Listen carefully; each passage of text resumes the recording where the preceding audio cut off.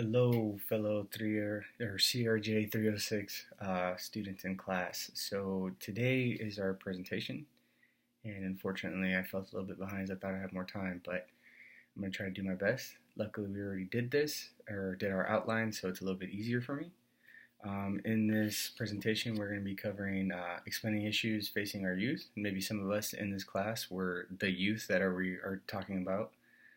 That are at risk or are potentially in danger or they're involved in extraneous and dangerous situations. We were tasked with identifying one nonprofit organization that assists youth in trying to get out of a dangerous lifestyle, and we're also going to explain how we found this information, and also the other stipulations is that we had to find, two citations that kind of coincide with what this organization is attempting to do and to try to sway it away from.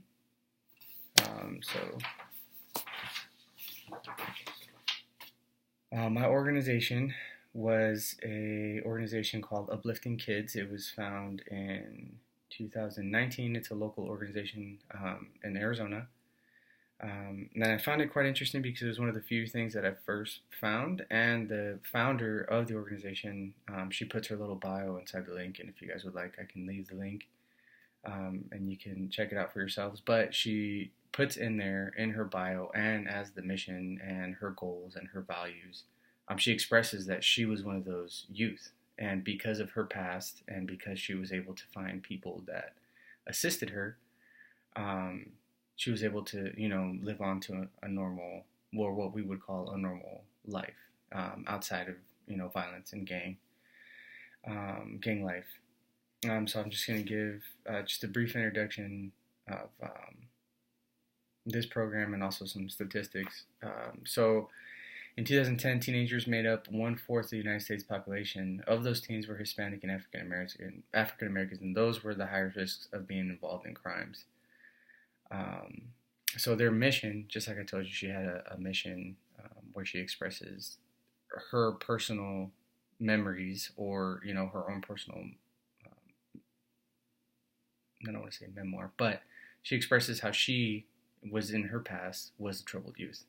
So their mission, according to their website, this organization's mission is to keep kids off the streets and uplift them when they are going through rough times in life, whether it is drugs, gangs, crime, troubled homes, or issues with their lives.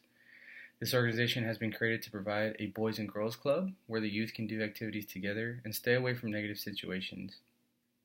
We will have various activities that give youth and their families something to look forward to and keep them positive rather than negative. Our main focus is to put a smile on their face, give them something positive to look forward to, and keep them from committing crimes or other negative behaviors. What I found most interesting is the end there is to keep a smile on their face. I mean, ultimately, we're talking about children. And if, us as a society, if we care anything at all, is to give children a normal life. Why give them a situation where they have to grow up way sooner than they need to.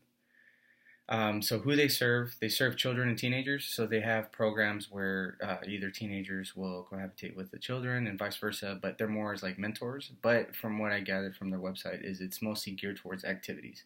So they can be painting one day, they could be playing basketball, soccer, anything along those lines, or take them on trips to see, what else is out there. Which, me being in the military, obviously in the Air Force, we have that all the time, where we bring kids, from troubled neighborhoods, troubled areas, and we bring them onto the military installation just to show them that there's more out there than just what they know or what they see. And even for a small Texas kid like myself, that was eye-opening. So I feel like those are those type of things that could definitely make an impact on youth.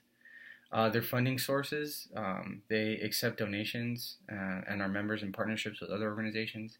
And also they're a 501c nonprofit organization. And just to go ahead and continue on with our outline. So the positive and negative outcomes that I found, mostly more positive than I could negative. Maybe they could do more other things to make more of an impact, but I feel any impact is better than none. So the positive outcome is they're creating an outlet for at-risk children and teens utilizing sports and art and various activities. This will show teenagers and children that there's healthy ways to deal with hardships and emotional stress. A negative would be that the timelines for this organization will they always be available when the children need them. So I guess the only negative that I found was, are they always going to be available? It could be 2, 3 in the morning. It could be 1 o'clock in the afternoon when everybody's busy. Are these resources that we're trying to give these youth constantly available? But the positives, I feel, outweigh more than the negatives that I could find in anything. How I came to find this information, I came across information from the organization's website. I mean, I pretty much just Google searched them. I'm mostly interested in what is local, especially, obviously, I mean, I have 2 children, so I'd rather know what resources are available to me.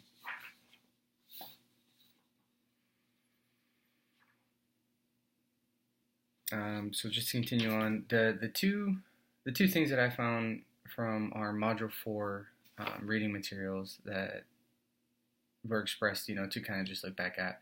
I found 2 citations that I felt were pretty impactful, especially, one of them, the Innocence Project, we've heard over and over again within this class. But the good that they're doing to overturn so many false convictions. But one thing that I found interesting, especially within youth or youthful allegations, mostly, gangs or very serious situations, was the jailhouse informant testimony. And what I found interesting was that most of the false convictions that they got was due, or, in any case, was from a false jailhouse informant because they were promised, some kind of incentive. So, I mean, any normal person, if you tell me I'm going to get less time because I can say that this person did something, obviously, I have a hard choice to make, but what am I going to make? What am I losing?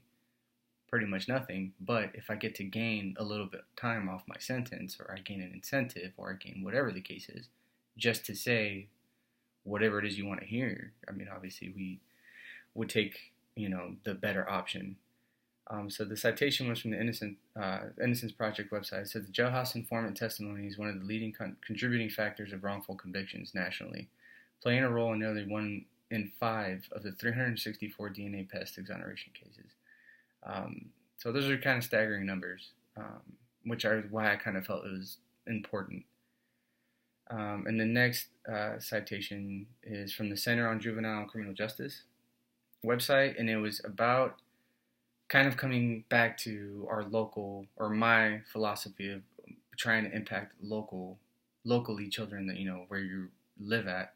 In California, the senator is trying to push SB 284, which is trying to keep children, depending on their situation, locally where they're at, with their support system, their family. It could be this organization that I'm speaking about, Uplifting Kids. But the citation says that SB 284 will create an incentive for counties to keep justice-involved youth out of dangerous division of juvenile justice facilities and closer to their communities.